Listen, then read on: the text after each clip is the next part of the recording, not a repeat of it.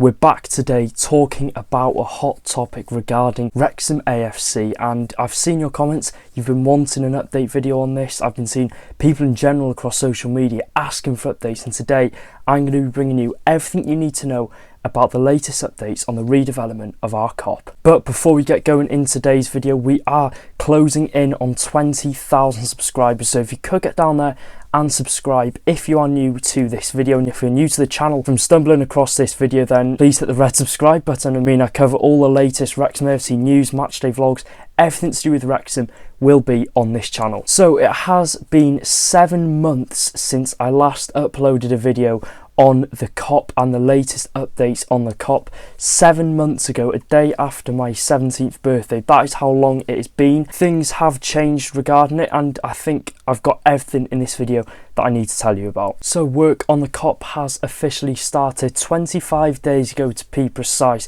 Now if you're wondering why the start date was a bit later than some people might have expected, it was because we all know the Kings of Leon did perform at the racecourse ground on the 27th and the 28th of May, so having the start date on the 1st of June, obviously it's a very quick turnaround. They wanted to get it done as soon as possible and start as soon as possible after that did happen. So obviously there was no point starting work on it just for it to be getting in the way of the Kings of Leon concert, and if I'm being honest, not much has happened since the 1st of June regarding the Kop. Another big thing has happened, and it is the floodlights. Our new floodlights have been installed except one.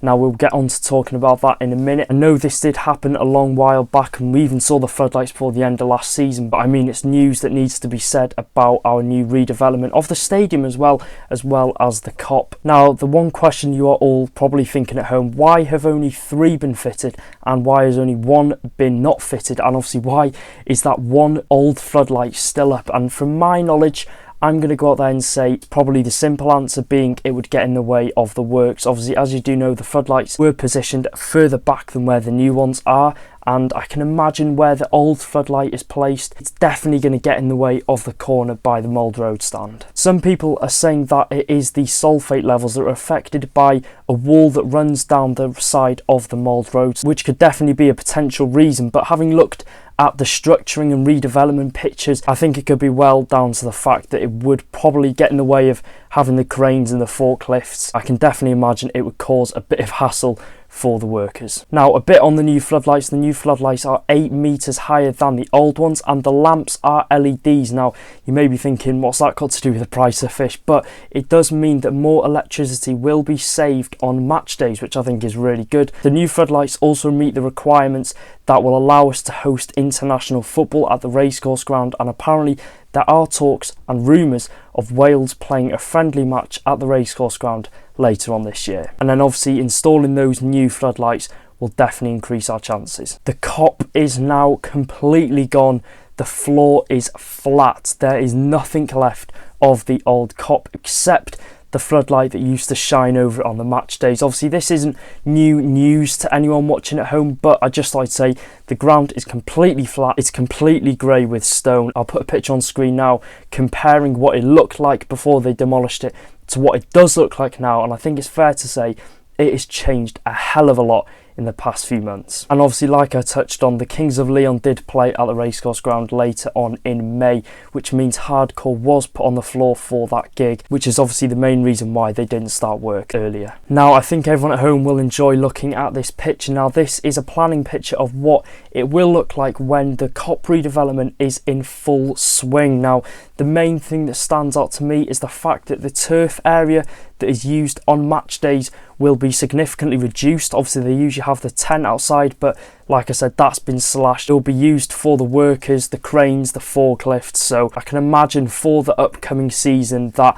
the tent and the outdoor space that they had last year will not be operating. Like I said previously, just by the Mould Road stand, we can see that the forklifts and the cranes will be down that left hand side working on the left hand side of the new Kop. So it'll be most likely installed when it's safe to and when they think it's the right time to put it up. This is the minor details that I absolutely love about this new stand. As we can see, it's on a diagonal slant, which if you didn't know, it is better for the noise to stay in that stand, and it'll be incredible to hear the noise that will come out of the Kop on match days. Like I said, it's better for keeping the sound in, and it's significantly taller than the old Kop that we used to have. And then obviously the space behind the goal that they will have, I don't think there'll be a lot of room for maybe a big car park. I think maybe we'll be looking at maybe hospitality parking on match days, and then parking for the workers that will obviously be working in the club shop and the ticket office. So apart from that, I mean, what a really interesting picture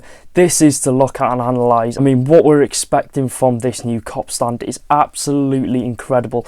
The last 10 years we've driven down there, it's been overgrown, there's weeds, there's trees, and obviously we've seen the Kop stand that has been stood there for many years without people on the terraces, to now looking at the pictures of what it will look like. I mean, it just blows my mind, and I cannot wait for August 2024, when hopefully all of this is done and we can see our once great Kop with people in it again. Now, everyone wants to know, when is the Kop going to be complete? When can fans go in there for the first time on a match day? Now, the club did say that they're expecting the Kop to be completed before the start of the 24-25 season, which is the start of next season, which will obviously take the capacity of the racecourse ground to a whopping 15,500. I mean, like I said, what a sight it will be to hopefully see a full racecourse ground on a match day. I mean, I never thought I'd be saying those words when we were playing Dartford at home 10 years ago and there was 3,500 in the stadium. And the rise of this club and the journey that we are on at the minute is absolutely mind-blowing. So you can expect to see the Kop in full force at the start of the 24-25 season. This is a little extra bit that I thought I would put into this video, saying that the club hasn't really touched upon and hasn't really said at all whilst the news of the Kop being redeveloped has come out, and it is stadium tours. Now, this is something I can see 100% happening. Obviously, it's a bit hard to do a stadium tour at the racecourse at the minute. You could go around the Kop, you could see how it was built, you could just see everything that went on in there. You could obviously go to the Mould Road stand, hospitality boxes, see the ones there, see Robin Ryan's executive box that does hang over the pitch. Obviously, you could go to the tech end. There's not a great amount to do in the tech end, but I mean, it's part of the stadium. People obviously want to see it. You could obviously go to the old club shop and just see everything in the Wrexham lager stand. So overall, I think a stadium tour would be an absolute hit amongst people, not only from the area of Wrexham, not even from Wales, from everyone that is travelling across the world to come to visit Wrexham. Obviously, since the Welcome to Wrexham documentary, there's been people, I'd say hundreds, maybe thousands of people have been flying into Wrexham to see Wrexham FC play. And I think it's a great alternative for people that cannot make it on match days or can't make it and get tickets for the games. I think this is a great option for people to choose upon when they're visiting Wrexham. Obviously, it'd be fascinating for them. They can see the whole history of the club inside one stadium. So that is everything you need to know about the Kop. In short, the completion date, start of the 24-25 season.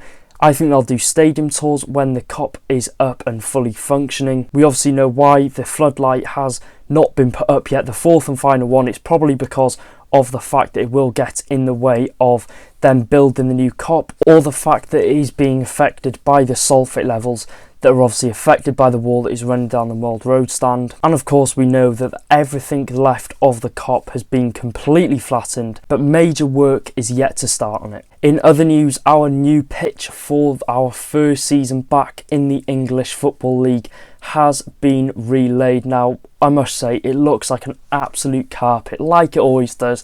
I mean, if we keep this in tip-top condition, this will be one of the best pitches in the league, if not the best. I mean, they do a great job every year, and yeah, hopefully that could be the pitch that we do get promoted on. Now we're going to be moving on to transfer news. Now, unfortunately, there's nothing major to report on. Parkinson has said, though, that he is working on getting the players that he does want that are contracted at other clubs. So don't panic, there will be some signings coming in. And obviously, the last few hours, there has been rumours that Nick Powell has agreed to join Wrexham AFC, but some people are saying that they can see it happen at the end of the week, but some people are saying that nothing has been agreed yet. For me, will we see Powell in a Wrexham shirt soon? Will we see him in a Wrexham shirt for the upcoming League 2 season? I think there's definitely a chance. At the minute, I think I'm going to say from my heart there's a definite 70% chance of Powell playing for Wrexham. Purely because I think we have a better pull power than any League 2 team, and I mean, if the project is better than some League 1 teams that he may have been offered and some Championship teams, then it would be a no-brainer to come to the mighty Reds. And we are hosting Wigan Athletic in our first game back in the Carabao Cup. I mean, all I'm going to say is it could have been worse, but it could have been a lot better. But yeah, we're hosting Wigan at the Racecourse Ground, 8th of August, 8 PM UK time kickoff. And more importantly, you can watch from Sky Sports, which is incredible news. Our first Carabao Cup game back in the Football League is being streamed on Sky Sports, so you can watch it there. I hate to say it, I won't be there. I won't be there for the MK Dons opener as well. But yeah, it is what it is. I was sort of hoping when they came out at 9 o'clock that we'd be playing, I don't know, Accrington away, Harrogate, Sutton away, but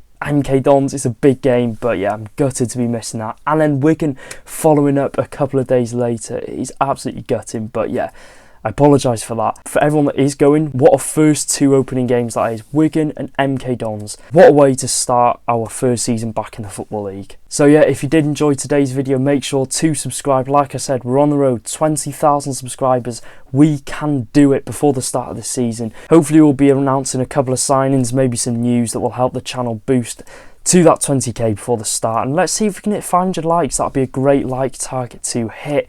And yeah, that's been me, Liam Roberts. I hope you enjoyed. Like I said, subscribe for all the best Wrexham AFC content on YouTube. You'll find it on this channel. I'll see you in the next one. Take care, guys. Up the town.